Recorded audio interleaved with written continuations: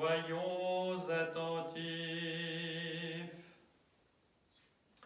Le Seigneur dit à ses disciples, « Quiconque se déclarera pour moi devant les hommes, à mon tour je me déclarerai pour lui devant mon Père qui est dans les cieux. Mais celui qui me reniera devant les hommes, à mon tour je le renierai devant mon Père qui est dans les cieux. Qui aime son père ou sa mère plus que moi n'est pas digne de moi. Qui aime son fils ou sa fille plus que moi n'est pas digne de moi. Qui ne prend sa croix et ne vient à ma suite n'est pas digne de moi. » Prenant alors la parole, Pierre lui dit, « Eh bien, nous qui avons tout quitté pour te suivre, quelle sera notre part ?» Jésus lui répondit, « En vérité, je vous le dis, à vous qui m'avez suivi, dans le monde régénéré, quand le Fils de l'homme siégera sur son trône de gloire, vous siégerez vous aussi sur 12 trônes pour juger les 12 tribus d'Israël. Et quiconque aura quitté sa maison, ses frères et sœurs, son père et sa mère, ses enfants et ses champs à cause de mon nom, recevra le centuple et aura en partage la vie éternelle. Alors beaucoup de premiers seront les derniers, et beaucoup de derniers seront les premiers. Gloire à toi, Seigneur, gloire à toi.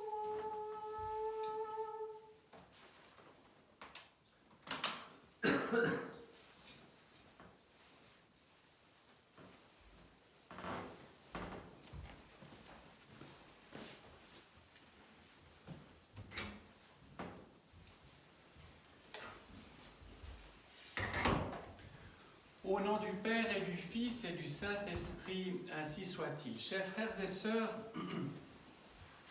je vous souhaite véritablement et de tout mon cœur une très belle fête de la Toussaint. C'est une fête extraordinaire parce qu'elle est profondément rassurante et encourageante. Rassurante parce que nous faisons mémoire de cette multitude de témoins du Christ de tous les temps, de toutes les époques. Nous y joignons bien sûr tous les saints que nous honorons, qui ont leur fête propre, dont nous célébrons les offices, leur acatistes, etc. Et en même temps tous les saints inconnus, tous ceux que nous croisons sans doute dans la rue sans même nous en rendre compte, et qui véritablement dans leur vie sont porteurs de Dieu et incarnent véritablement cette union à Dieu. Tous ces inconnus. Et c'est pour cela qu'au tournant du 9e, 10e siècle, l'empereur Léon VI le Sage et l'Église de son temps ont décidé véritablement de permettre cette prise de conscience de tout le peuple chrétien de l'importance de commémorer les saints, pas seulement ceux que nous vénérons particulièrement pour X raisons, mais l'ensemble du corps ecclésial de tous les temps qui a véritablement été une véritable incarnation de la vie en Dieu. On y joint évidemment les puissances incorporelles, toute cette cour céleste extraordinaire qui glorifie Dieu et adore le Créateur. Et si les saints-pères ont placé le dimanche, la commémoration de tous les saints, le dimanche qui suit Pentecôte, ça tombe comme une évidence, ça tombe sous le sens.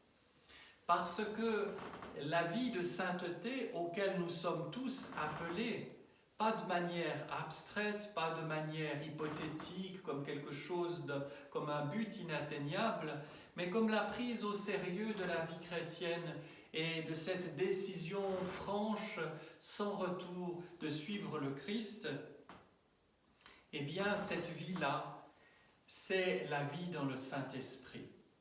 Et nous savons bien que c'est ce que nous avons célébré dimanche passé avec la fête de Pentecôte, le moment où, selon la promesse du Christ Dieu, eh bien, la troisième personne, la troisième hypostase de la Trinité se manifeste, se révèle, et le Saint-Esprit donc descend sur les apôtres de manière tout à fait extraordinaire et tangible, visible aux yeux de chair, et transforme littéralement le cœur des apôtres et les rend capables d'apporter au monde entier cette plénitude de ce qu'ils ont reçu, cette plénitude de la vie en Dieu.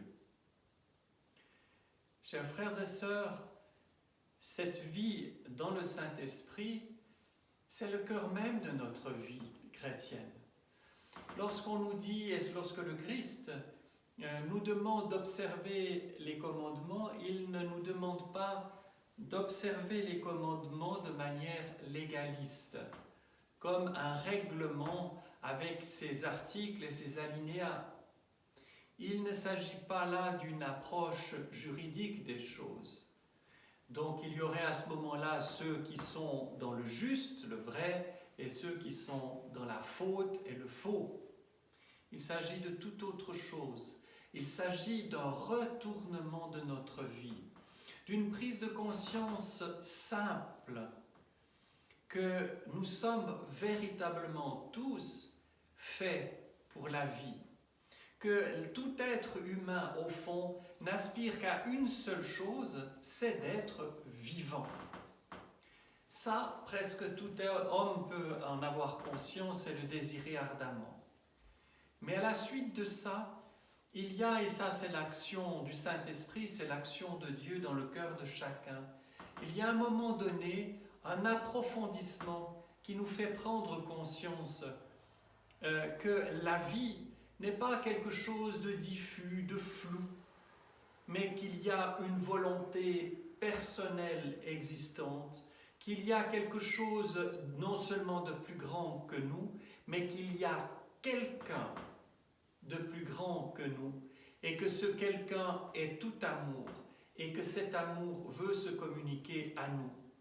Et cela passe par l'expérience, de sentir dans son cœur à un moment donné que nous sommes éperdument aimés. Pas, encore une fois, à la mode ou à la façon des humains, où il y a toujours une part de calcul, une part de domination, une part d'accaparement. Mais il n'y a pas une pureté, si vous voulez, dans l'amour. Il est très difficile d'avoir quelqu'un qui ait ce genre d'amour si pur. Il en existe, ce sont justement les saints.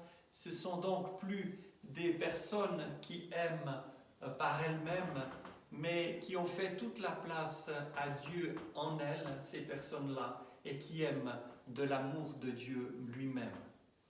Alors, chers frères et sœurs, c'est un encouragement. Quand nous lisons la vie des saints, quand nous les prions, quand nous les vénérons, nous ne sommes pas des fétichistes, nous ne sommes pas des superstitieux. Nous nous adressons à des personnes réelles. Nous nous adressons et nous demandons l'aide à des personnes qui sont juste plus expérimentées que nous, plus avancées dans la communion avec Dieu et qui le sont de telle façon que cela s'est remarqué.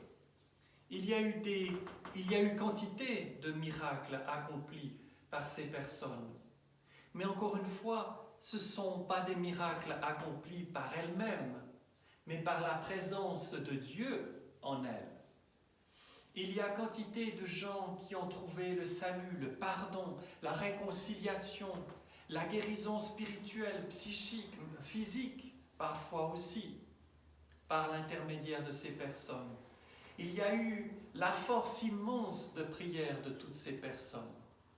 Et tout cela était possible parce que ces personnes, ces saints, donc ces anges dans le ciel, sont tout animés de l'amour divin, de l'amour créateur, donateur de vie, de l'amour consolateur. Lorsque nous prions Roi céleste, consolateur, esprit de vérité, toi qui es partout présent et qui remplis tout, trésor des biens et donateur de vie, viens et demeure en nous. Purifie-nous de toute souillure et sauve nos âmes, toi qui es bonté. Ça résume toute la vie chrétienne et tout le sens et la direction que nous devons donner à celle-ci. Encore une fois, nous ne sommes pas dans le devoir, dans la peur, mais dans la joie, dans la reconnaissance, dans la volonté de se donner tout entier à cet absolu-là. Nous sommes dans une période difficile, nous le savons. Je ne parle pas simplement de la réalité de cette épidémie. Je parle de cette désaffection pour les choses de Dieu, du Dieu véritable, du Dieu unique, du Dieu qui s'est fait homme pour nous sauver, qui a donné sa vie, qui est descendu aux enfers, qui en a brisé les portes et qui, étant Dieu et homme, a tiré l'humanité hors de l'enfer et nous a fait asseoir à la droite de Dieu. Je parle de cette désaffection envers ce Dieu-là. L'homme est persuadé qu'il peut se débrouiller seul, qu'il y aura un progrès toujours constant, qui le fera progresser et vaincre peut-être la mort, c'est le transhumanisme par exemple. D'autres formes de matérialisme, où parfois, et c'est ce que nous constatons, il y a énormément de cynisme. Et ce cynisme vient d'une forme d'attitude désabusée, d'une attitude de renoncement à changer les choses, à la capacité, à la possibilité que les choses puissent changer. Et alors, c'est une course effrénée à la satisfaction de tous les besoins, des passions, à une façon tout à fait déraisonnable de courir après l'argent ou que sais-je encore. Toutes ces passions-là, de s'oublier à un point dont on n'a même pas idée, c'est-à-dire à être comme anesthésié de dedans et de ne plus penser. Alors cela va un temps. Et pour finir, on peut avoir accumulé toutes les richesses du monde, avoir je ne sais combien de milliers d'amis sur son compte Instagram. Mais notre vie est juste vide. Elle est vide parce qu'il n'y a pas au cœur même de notre existence la présence de Dieu. Et cette présence est une présence qui remplit tout, qui est douce, qui n'oblige pas, qui ne terrorise pas, qui n'asservit pas. C'est une présence si forte qu'elle donne envie de tout abandonner pour la suivre. C'est une présence si forte qu'elle donne sens à notre existence. Dans l'évangile que nous venons d'entendre, c'est très fort. Si on entend cela sans la dimension de la foi, sans la dimension de l'expérience de l'amour inouï de Dieu pour nous, on pourrait dire c'est cruel, c'est du ou bien il faut abandonner, il faut mépriser ses parents, ses amis, toutes nos obligations pour suivre Dieu. Dieu est tyrannique, Dieu est violent. Il ne s'agit pas de cela. Il s'agit de passer d'un mode de vie à l'autre, c'est-à-dire d'un mode terrestre qui nous lie, qui nous a servi à la terre, à toutes nos angoisses. Préférer nos parents et nos enfants à Dieu, cela signifie quoi? Être angoissé, être obsédé par « Mon Dieu, il ne faut que rien ne leur arrive, il faut absolument faire tous notre possible pour qu'ils réussissent dans la vie. Mon Dieu, si on n'y arrive pas, si on n'est pas à la hauteur, quel drame !» Combien de parents vivent cela? Chers frères et sœurs, il ne s'agit pas d'abandonner nos enfants, d'abandonner nos parents. Il s'agit de nous concentrer sur Dieu seul qui est la source même de la vie, qui est la source de tous les dons, du discernement, quand nous devons prendre une décision capitale, ou moindre d'ailleurs, est-ce que nous sommes pris dans l'angoisse de réussir, de trouver par nous-mêmes tout de suite la solution? Ou si d'abord nous ne nous posons pas devant nos icônes, devant Dieu, en lisant l'Évangile et en lui demandant d'abord que sa volonté soit faite, que nous fassions silence dans notre cœur pour entendre sa voix, la voix de l'amour parfait, de l'amour pur. Et lorsque le Saint-Esprit est présent dans notre prière,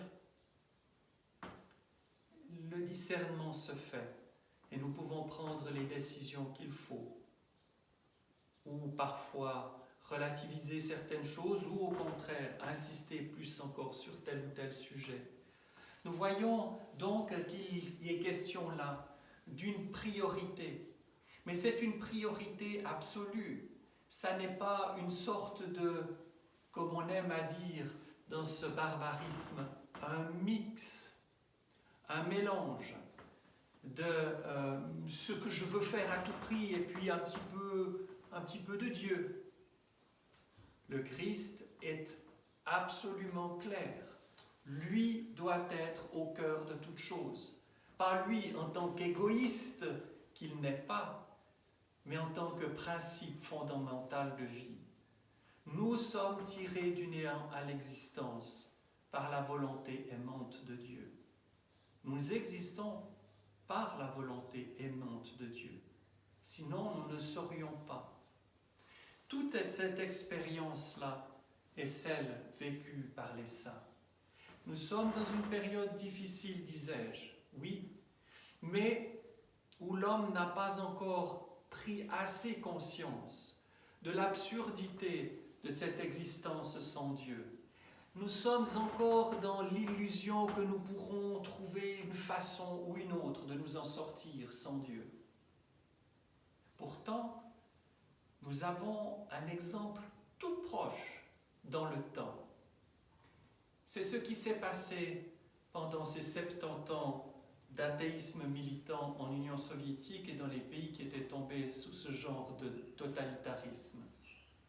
Et il y a qu'à lire simplement les récits des témoins de ce temps-là, qui vivent encore, ils sont âgés maintenant, certes, mais qui ont vécu cela. Tous ces gens, parfois fort instruits, de l'intelligentsia par exemple, de grands scientifiques, qui étaient inscrits au parti, qui militaient en tant que bons marxistes, qui, voyant l'inutilité de tout cela à un moment donné, se sont tournés sous toutes sortes de formes, idéalisme et autres, et qui finalement ont trouvé la foi. Et ils ont trouvé le Christ et ça a bouleversé leur vie. Et ça a été ce renouveau extraordinaire de l'Église à partir des années 60, 70, 80, et qui a fait aussi que ce système s'effondre, et qu'il ne s'effondre pas vers le néant, mais vers une richesse spirituelle très grande. Et nous devons faire très attention dans les pays qui ont subi ce joug-là, qui en ont été libérés. Aujourd'hui, ils sont terriblement séduits par l'Occident, cette course effrénée à l'argent, etc. Et nos églises pleines partout, cette jeunesse, ce n'étaient pas des vieux qui sont venus à l'église dans les années 80, 90. Ce sont des jeunes, les vieux, ils avaient été élevés loin de Dieu, il ne fallait surtout pas. Ce sont des jeunes qui sont entrés à l'église. Mais maintenant, on passe à la génération d'après. Est-ce que nous saurons transmettre à nos enfants cet amour inouï, absolu de Dieu, ce désir de Dieu, ce désir de se consacrer tout entier à lui, ou pas? Ou est-ce que nous laisserons dans une mollesse ambiante qui est celle de notre temps ici, où le bien-être est essentiel, à éduquer nos enfants dans une forme de mollesse? Je ne parle pas qu'il faut être dur, il faut être aimant, mais de manière conséquente.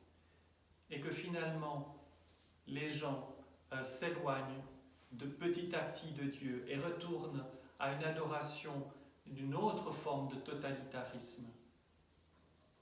Dieu n'est pas totalitariste, il est total.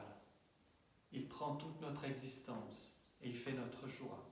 C'est cela l'exemple de la vie des saints, c'est ce qui nous est donné et proposé, pas en modèle, mais à vivre jour après jour.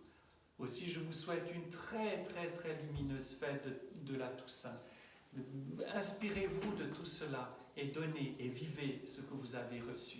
Au nom du Père et du Fils et du Saint-Esprit, ainsi soit-il.